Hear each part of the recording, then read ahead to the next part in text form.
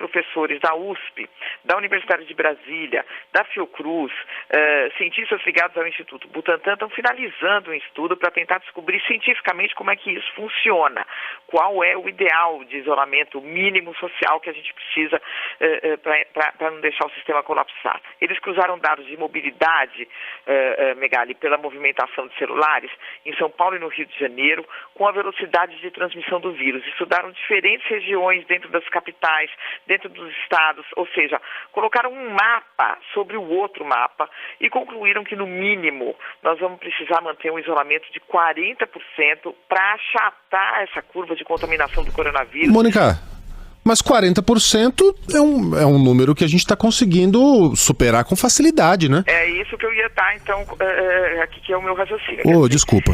Não, lógico, mas só para... Ele é assim mesmo, liga não. A gente tá todo mundo ansioso, né? Quando eu estava entrevistando... Cocada, deixa a Mônica falar. Quem que participou desse estudo? Uma pessoa muito séria, o infectologista Júlio Croda.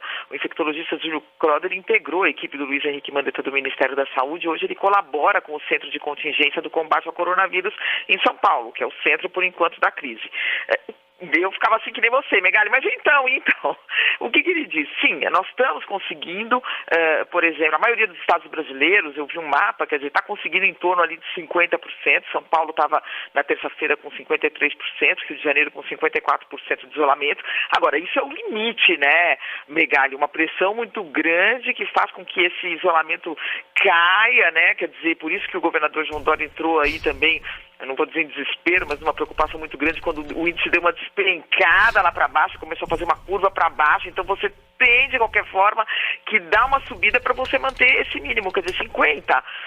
Veja bem, ele não está falando que 40 é o ideal, né? O ideal é 100, é 70, é 80, mas se conseguir esse 40, segundo esse estudo, quer dizer, que ainda está sendo finalizado, vai ser revisto por revistas internacionais de ciência, etc., mas ele diz que acha que 40% é um paradigma. O que diz o Dr. Croda? Nós já achatamos a curva de transmissão do vírus, ele diz que está muito esperançoso, que se a gente mantiver o que a gente já conquistou, que é essa média de 50% a 55% de isolamento, quer dizer, não deixar o negócio cair e ir ladeira abaixo, a gente passa razoavelmente bem por essa pandemia. Não dá nem para falar bem, porque a gente está achatando a curva, quer dizer, a curva não explode, mas ela segue subindo, você segue tendo vítimas, você segue tendo dramas, muita tristeza, muita dificuldade nos hospitais que já estão com muitos pacientes,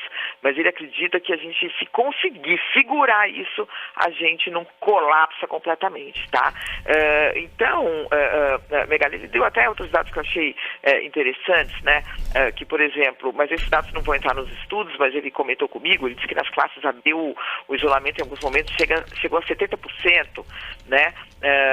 Onde você tem, enfim, condições melhores de residência, condições de fazer trabalho remoto, é mais fácil ficar em casa, chegou a 70%, nas classes DE a 40%, quer dizer, você vê que tem um esforço muito grande em todos os setores para tentar ficar em casa. Há realmente lugares onde isso é muito mais difícil, então você cai o isolamento, mas a gente está conseguindo manter uma média, segundo ele, que dá pra gente segurar, se a gente conseguir segurar escolas fechadas, universidades fechadas, trabalho remoto para quem puder, não pode aglomeração, comércio fechado, a gente consegue, com tudo isso a gente chegou aos 50 e consegue passar por isso sem viver um caos. Não é que a gente vai passar bem, mas a gente não vai viver um caos. Ele comentou comigo também sobre essa questão de a Covid-19 ter se disseminado no Brasil antes em regiões de alta renda, né? Então ele disse que são regiões que o isolamento foi mais eficiente e você tem uma estrutura hospitalar muito forte. Não sei se você sabe, Megali, que as regiões mais ricas do Brasil, elas têm mais leitos de UTI por 100 mil habitantes do que a Itália toda, do que a França toda. Então são condições melhores que ajudaram a segurar um tranco. O nível de São Paulo, Mônica, é semelhante ao da Alemanha. Pois é. São Paulo, região metropolitana. No sistema privado, né? No sistema privado, segundo ele me deu aqui os números do sistema privado, número de leitos de UTI no sistema privado, 48 para 100 mil. Na Itália, 13,5 para para 100 mil, na França 11 para 100 mil. Agora, quando a gente vai para o sistema público, esse índice cai. Né, cai para 10 por 100 mil, mas também não chega a ser algo caótico. Quer dizer, o que a gente precisa mesmo, no fundo, os cientistas estão agora tentando chegar a conhecer um pouco melhor as consequências do isolamento, fazendo isso de uma forma científica, como é possível fazer com os dados que se tem. A gente tem que lembrar que tem subnotificação de casos, a gente tem que lembrar que no Brasil você não é como nos países orientais, onde eles vão lá realmente no celular do Megali, você não pode sair, acabou. Né? Aqui é uma coisa mais genérica, é feito não é pessoa a pessoa, enfim, com os dados disponíveis, é possível chegar a esses 40 mínimo, né, Megali? Mínimo, não é que a gente pode sair todo mundo para a rua, não. 40 é muita coisa, 40 para conseguir 40, para conseguir 50, é isso que nós estamos vendo acontecer em São Paulo. Tudo fechado, escola fechada, universidade fechada, comércio fechado, um monte de gente em home office, e mesmo assim você não consegue parar a cidade, além da metade da cidade, né? A gente tá de parabéns, a não ser um ou outro, uma tosquela que vai para Paulista ficar dançando com caixão. A gente está conseguindo manter um bom nível de isolamento. A cidade com o menor índice de isolamento em São Paulo é Cubatão, que tem 40. Ou seja, está ali no mínimo.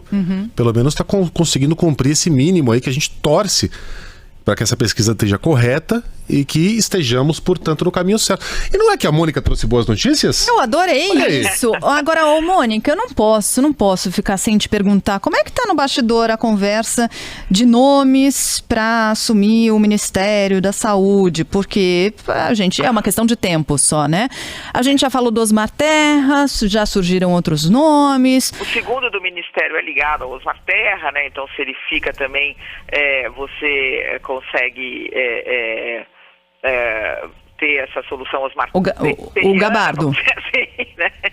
Mas eu sei que existe um lobby grande pelo oncologista Nelson, acho que é Teik que fala, né? Não sei se fala bem o sobrenome. Acho que o Nelson Teik. Ele chegou a ser cogitado lá atrás, antes mesmo de o Mandetta assumir o Ministério da Saúde.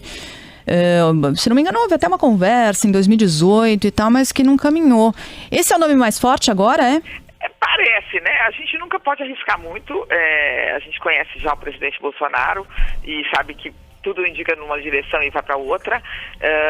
Mas, por exemplo, o oncologista, Nelson Teik, eu sei que, por exemplo, emissários do presidente Jair Bolsonaro fizeram consultas e pediram apoio de entidades para o nome dele. Um deles, o Fábio Weingarten, que é secretário especial da comunicação social, que ligou, conversou com o pessoal da Associação Médica Brasileira, outros emissários, segundo interlocutores nossos, apurações que a gente fez, também conversaram em torno desse nome. Então, aparentemente, é um nome forte, né, Sheila? Mas a gente tem que tomar um pouco de cuidado e não cravar. Você vê que a demissão do ministro é bola cantada há um mês e ele segue no cargo, né? Exatamente.